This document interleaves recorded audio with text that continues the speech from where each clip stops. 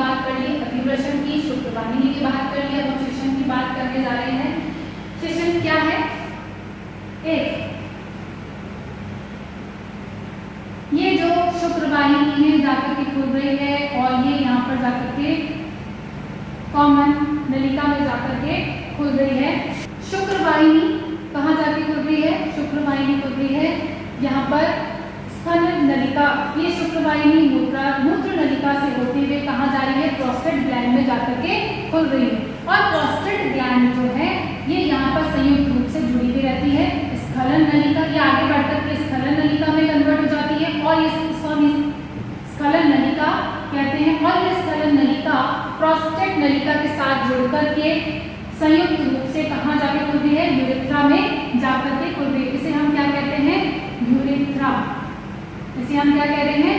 Urethra कह रहे हैं। ये यूरेथ्रा में जाकर के खुलती है। अब ये यूरेथ्रा, अब हम पेनिस की बात कर लेते हैं, शिशन की बात कर लेते हैं। ये यूरेथ्रा जो है ये लास्ट तक जाकर के कहाँ? पीनियल छिद्र, इसको हम कहते हैं पीनियल छिद्र, यहाँ तक कंटिन्यू में रहती है। अगर हम पेनिस की बात करें तो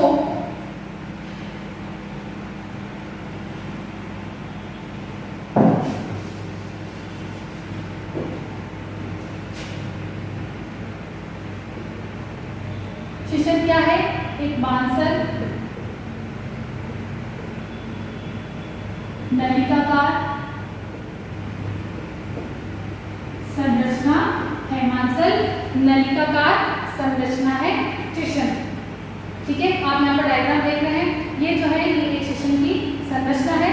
यहाँ पर जो सबसे बाहरी स्किन जो होती है, सबसे बाहरी स्किन जो होती है उसे हम क्या कहते हैं? ये जो स्किन है ये एक फूला हुआ भाग है, इसे तो हम कहते हैं ग्लैंस पेनिस कहते हैं। ये अगर हम इसको यहाँ पर ऐसे बनाएं तो ये जो फूला हुआ भाग है इसे हम कहते हैं ग्लैंस पेनिस कहते हैं। और इसी के ऊपर जो स्किन लगी हुई रहती है उस स्किन को हम क्या कहते हैं? उस स्किन को हम कहते हैं प्रीप्यूस कहते हैं, प्रीप्यूस कहते हैं। ठीक है, ये फूला हुआ भाग है जिसको हमने क्या नाम दिया है? ग्लैंस पेनिस कहा है। और यहीं से यूरेथ्रा आकर के खुलता है। ये जो छिद्र है जो कि कॉमन छिद्र है, जहां से कि सीमन क्या होता है? इजैकुलेट होता है, स्खलित होता है, उसे हम कहते हैं पीनियल कहते हैं। पीनियल छिद्र कहते हैं, जो कि कॉमन है यूरिन के लिए भी और सीमन के लिए भी। ये तो है जो फूला हुआ भाग है जिसको हमने क्या नाम दिया है? ग्लैंस पेनिस नाम दिया है। ये पूरा क्या स्ट्रक्चर क्या कहलाता है? शिशन कहलाता है। ग्लैंस पेनिस को हिंदी में क्या कहा जाता है? शिशन ठोंठ कहा जाता है। अब ये जो स्किन काफी लूज स्किन होती है, पतली स्किन होती है, ये नीचे की तरफ ये यहाँ पर जाकर इकट्ठी हो जाती है। जो स्किन होती है यहाँ पर ये झिल्ली नुमा आवरण से अटैच रहती है। ये जो झिल्ली नुमा आवरण है इससे अटैच रहती है, उसको हम क्या कहते हैं? फ्रेन्यूलम कहते हैं। क्या कहते हैं? फ्रेन्यूलम कहा जाता है। यहाँ पे यहाँ से अटैच रहती है। जैसे ये स्किन आगे की तरफ आ जाती है, ये नीचे भी पीछे भी खिसक सकती है, और जहाँ पे अटैच रहती है उसको हम क्या कहते हैं? फ्रेन्यूलम कहते हैं। ठीक है, अगर हम इसका काट को देखें, इसके काट को अगर हम देखें तो ये कुछ ऐसा दिखेगा। इसमें खास बात क्या रहती है कि यहाँ पर इरेक्टाइल टिश्यू यानी कि उत्तक, इरेक्टाइल का मतलब होता है सीधा, सीधी या फिर कड़क, जैसे हार्ड होती है, कठोर, सीधी व कठोर टिश्यूज होते हैं। यहाँ पर शिशन में इरेक्टाइल टिश्यूज पाए जाते हैं। इरेक्टाइल टिश्यूज के 3 रज्जुक पाए जाते हैं, 3 रज्जुक पाए जाते हैं। ठीक है, इरेक्टाइल टिश्यूज के क्या पाए जाते हैं? 3 रज्जुक पाए जाते हैं कि जिनमें ब्लड वेसल्स भी पाई जाती है, आर्टरीज भी पाई जाती है, धमनियां भी पाई जाती हैं और शिराएं भी पाई जाती हैं। ये एक स्ट्रक्चर है, इसको हमने यहाँ से हमने इसको ट्रांसफर कट करके देखा है तो ये स्ट्रक्चर हमें देखने को मिलता है। वही सेम स्ट्रक्चर है, बाहर की तरफ की स्किन है, अंदर की तरफ कौन सी होगी? वेजिनाइलिस, ट्यूनिका वेजिनाइलिस, ट्यूनिका अल्बुजिनियम होगा, ट्यूनिका वेस्क्युलोसा, यहाँ पर भी सेम लेयर्स होंगी। ठीक है, अब यहाँ पर हम बात कर रहे हैं कि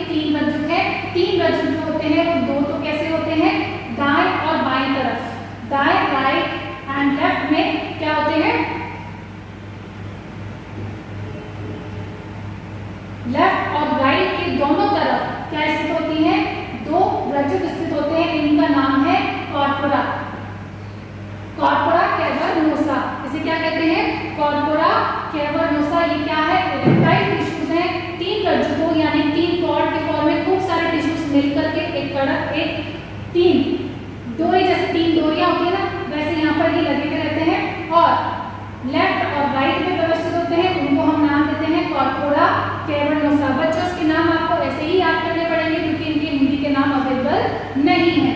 तो कॉर्पोरा कैवर्नोसा इसे कहा जाता है। कॉर्पोरा कैवर्नोसा में क्या स्थित होती है, बहुत ही घसीली अंदर घसीली खूब सारी मसल्स होती हैं, टिश्यूज होते हैं और उनमें घसीली क्या रहती है, धमनियां घसीली रहती है।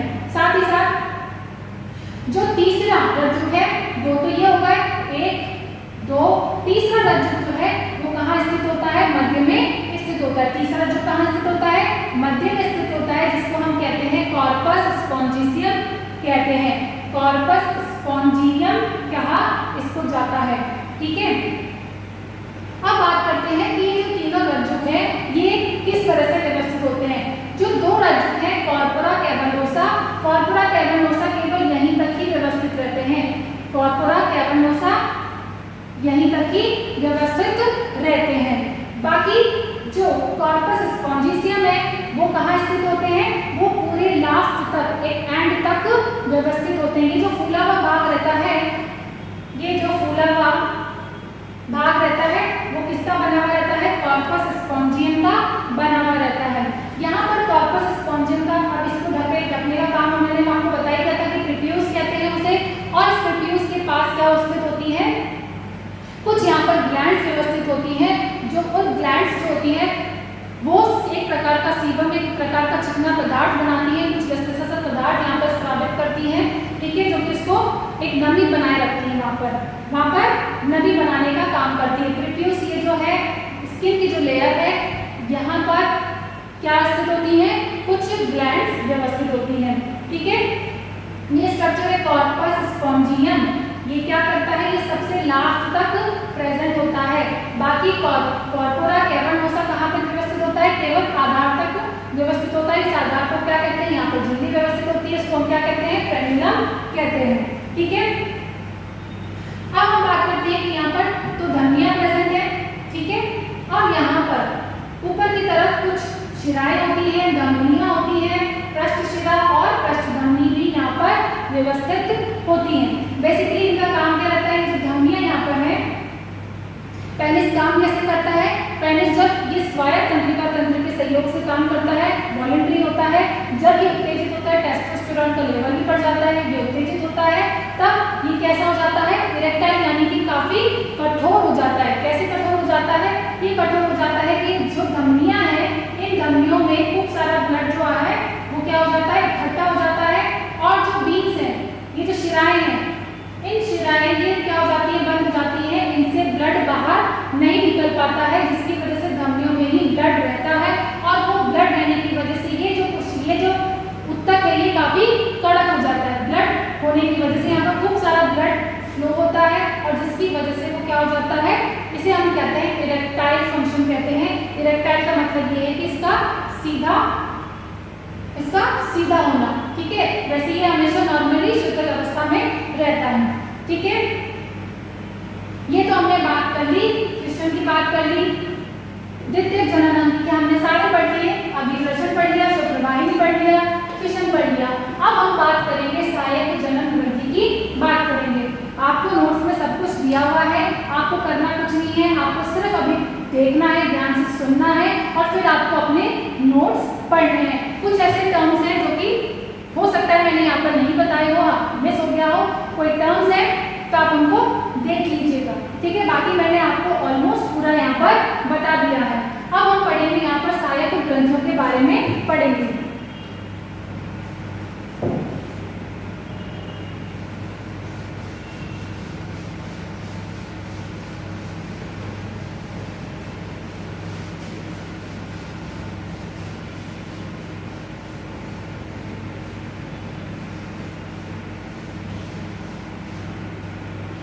सहायक ग्रंथों की बात करें तो सबसे पहले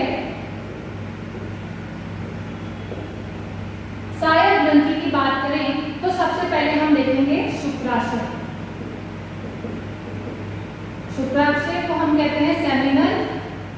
वेसिकल, इसे हम क्या कहते हैं, सेमिनल वेसिकल कहते हैं। ये शुक्राशय कहाँ स्थित होता है, ये शुक्राशय स्थित होता है स्खलन नलिका से जस्ट पहले, स्खलन नलिका जहाँ से चालू हो रही है उससे पहले स्टार्ट हो जाता है, ये है शुक्राशय। ठीक है, ये एक क्या है, इसे हम क्या कहते हैं, इसे यूटेरस, यूट्रस, यूट्रस को हिंदी में क्या कहते हैं, गर्भाशय कहते हैं। ठीक है, यूट्रस मैस्कुलस,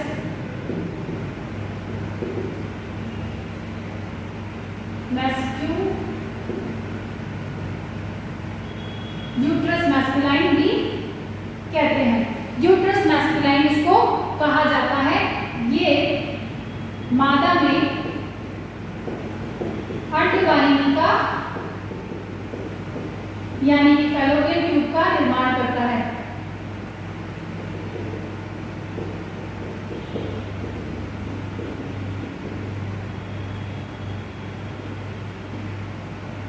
क्या करता है, ये मादा में अंडवाहिनी का निर्माण करता है। सेमिनल वेसिकल जो है एक प्रकार का स्रावित करती है, एक प्रकार का द्रव स्रावित करती है जो कि वीर्य का 60 से 70% भाग बनाती है।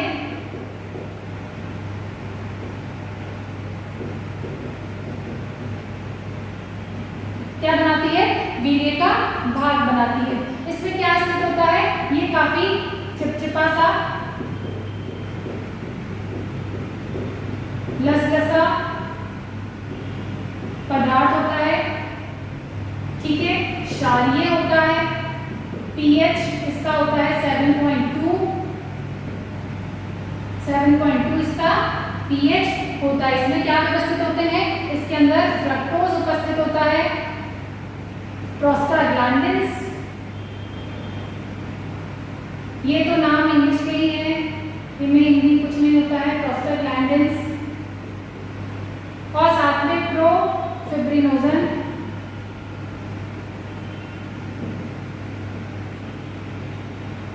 यहाँ पर इसमें प्रेजेंट होते हैं। क्या होता है, चिपचिपा लसलसा पदार्थ होता है, क्षारीय प्रकृति का होता है, साथ ही साथ इसमें क्या उपस्थित होता है, फ्रक्टोज, प्रोस्टाग्लैंडिन एंड फिब्रिनोजन यहाँ पर उपस्थित होता है। अब जो फ्रक्टोज है वो बेसिकली क्या करता है, वो शुक्राणु को एनर्जी, ये क्या करता है, एनर्जी प्रोवाइड करता है। फ्रक्टोज क्या करता है, एनर्जी प्रोवाइड करता है, किसे, स्पर्म्स को यानी कि शुक्राणु को। ठीक है, तो ये है शुक्राणु। शुक्राशय कितने होते हैं नंबर में, शुक्राशय होते हैं एक जोड़ी होती है संख्या में, एक जोड़ी संख्या में होती है। ये तो एक तरफ है, दूसरे तरफ का एक और होगा, तो दोनों, क्योंकि यहाँ एक से निकली है, एक से वासा डिफरेंशिया निकली है, दोनों तरफ से निकलेंगी तो दोनों तरफ ही क्या होंगी, शुक्राशय उपस्थित होगा। तो ये संख्या में कितनी होती है, एक जोड़ी होती है। इसे हम यूट्रस मैस्कुलाइन भी कहते हैं। और मादा में अंडवाहिनी का निर्माण भी करता है। ठीक है, और ये स्राव में, ये स्राव जो करता है 60-70% जो है वो वीर्य का यही बनाता है, शुक्राशय का स्राव। ठीक है, अब बात करते हैं दूसरा का, अब हम बात करते हैं प्रोस्टेट ग्लैंड की बात करते हैं। ये तो था आपका शुक्राशय। अब हम बात करते हैं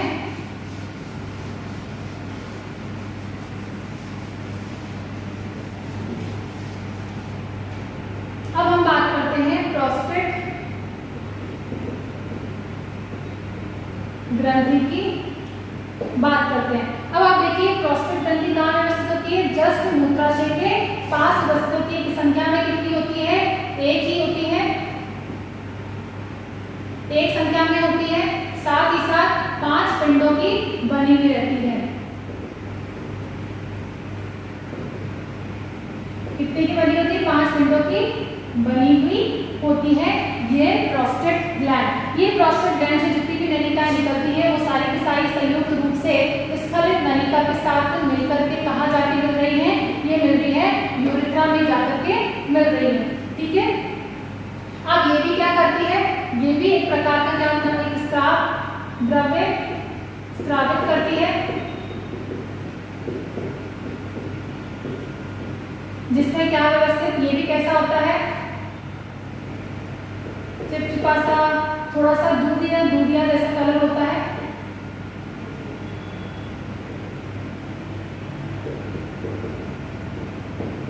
गाढ़ा सफेद रंग का होता है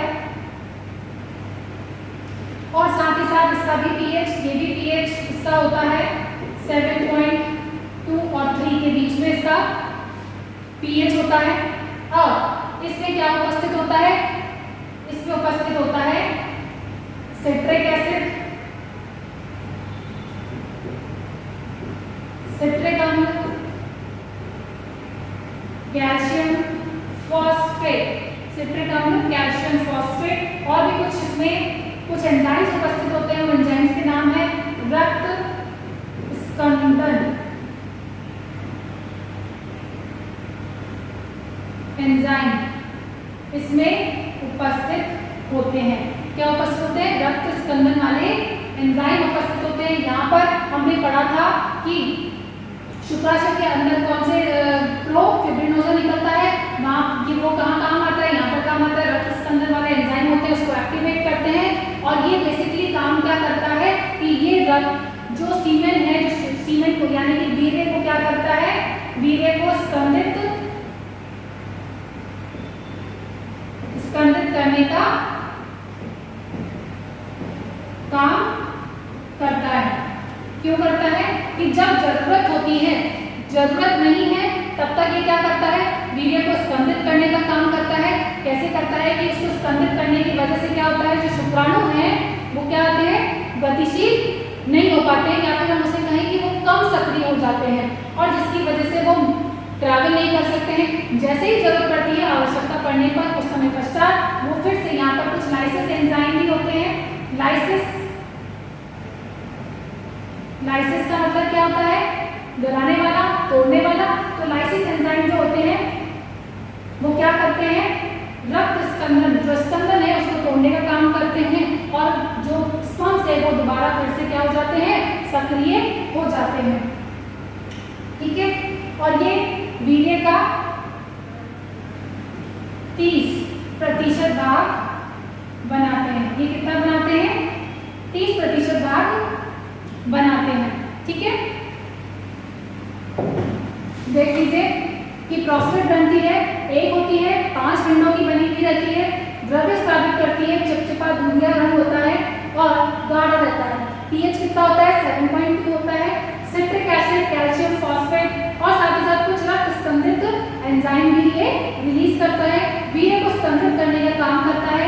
स्कंदित हो जाएंगे तो जो शुक्राणु है वो गतिशील या फिर सक्रिय नहीं हो पाएंगे, लेकिन कुछ समय पश्चात ये उसको क्या कर देता है, स्कंदन को भी लाइसिस कर देता है। उसके लिए भी कुछ एंजाइम होते हैं, लाइटेड एंजाइम्स होते हैं, वो क्या कर देते हैं, स्कंदन को लाइसिस कर देते हैं और शुक्राणु है वो फिर से क्या हो जाते हैं, एक्टिव हो जाते हैं। अब हम बात करते हैं यहाँ पर काउपर ग्लैंड की बात करते हैं। अब देखिए काउपर ग्लैंड क्या है, काउपर ग्लैंड जो है वो कहाँ व्यवस्थित है, जस्ट यूरेथ्रा के पास प्रोस्टेट ग्लैंड के नीचे व्यवस्थित होती है। ये भी क्या होती है, एक जोड़ी होती है, एक जोड़ी होती है। ठीक है, काउपर ग्लैंड ये भी एक प्रकार का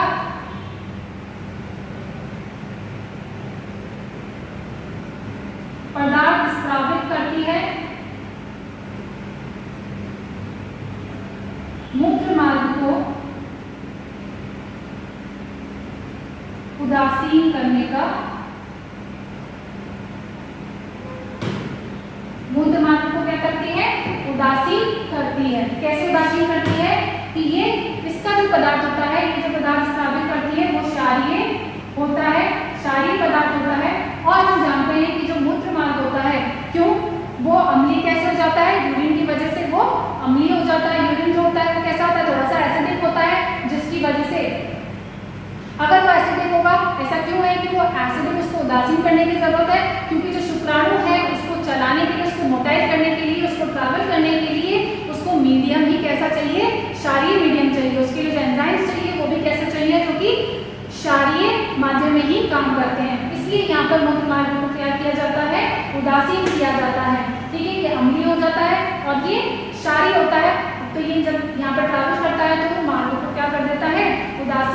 कर देता है। ये इसका काम होता है काउपर ग्लैंड का। कितनी होती है? एक जोड़ी होती है, दोनों ही तरफ होती है। ठीक है, अब हम बात करते हैं लास्ट है आपकी रेक्टल पेरिनियल ग्लैंड कह सकते हैं इसको, या फिर रेक्टल भी कह सकते हैं। अब जो रेक्टल ग्लैंड है, ये तीनों जो ग्लैंड्स हैं ए बी सी, ये तो मनुष्य में पाई जाती हैं,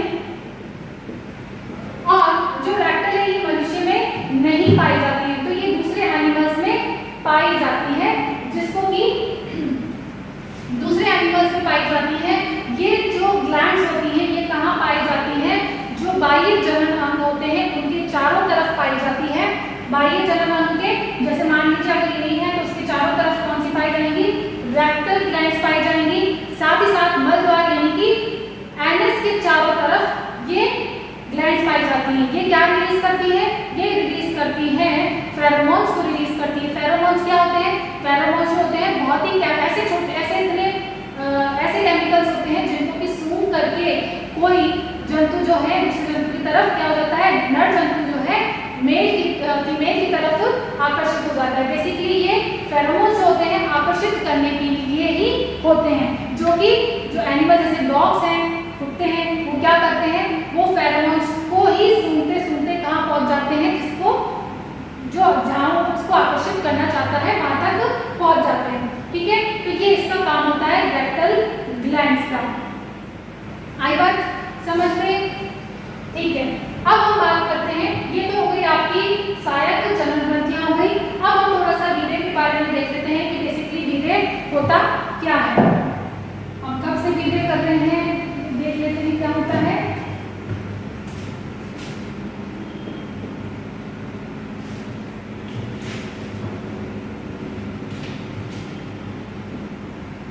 वीर्य यानी कि सीमेन।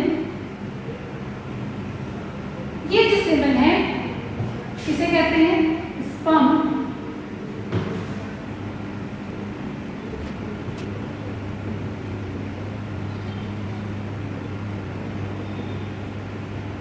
शुक्राणु। सीमेन हम किसको कहते हैं? शुक्राणु प्लस सहायक जनन ग्रंथियों द्वारा स्त्रावित पदार्थ को मिलाकर के हम क्या कहते हैं? सीमेन कहा जाता है। अब ये जो सीमेन जो है, सीमेन हम उसे कब कहते हैं? जब वो यहाँ से लीनियर छिद्र के द्वारा शरीर से बाहर उसे निकाला जाता है, तब हम उसे क्या कहते हैं? सीमेन कहते हैं। ठीक है, अब ये जो सीमेन है इसकी मात्रा कितनी होती है? एक बार में 2 से 4 ml होती है, और इसके अंदर शुक्राणु कितने होते हैं पर ml? इसके अंदर शुक्राणु की संख्या कितनी होती है? 20 से 120 मिलियन पर ml इनकी संख्या होती है। कितनी होती है? 20 से 120 मिलियन पर ml इनकी संख्या होती है। अगर इनकी संख्या कम हो जाए, लेस देन 20 हो जाए, है ना, 20 से कम हो जाए, 20 मिलियन से कम हो जाए, तो हम इसे क्या कहेंगे? ओलिगोस्पर्मिया कहा जाता है। क्या कहा जाता है? ओलिगोस्पर्मिया कहा जाता है। इसे हम कहेंगे ओलिगोस्पर्मिया। इसे हम क्या कहेंगे? ओलिगोस्पर्मिया कहा जाएगा। और यदि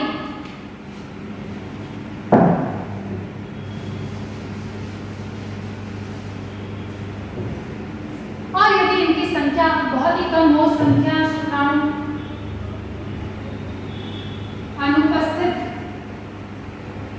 अनुपस्थित हो वीर्य में, तो हम उसे क्या कहेंगे? एज़ोस्पर्मिया। उसे क्या कहेंगे?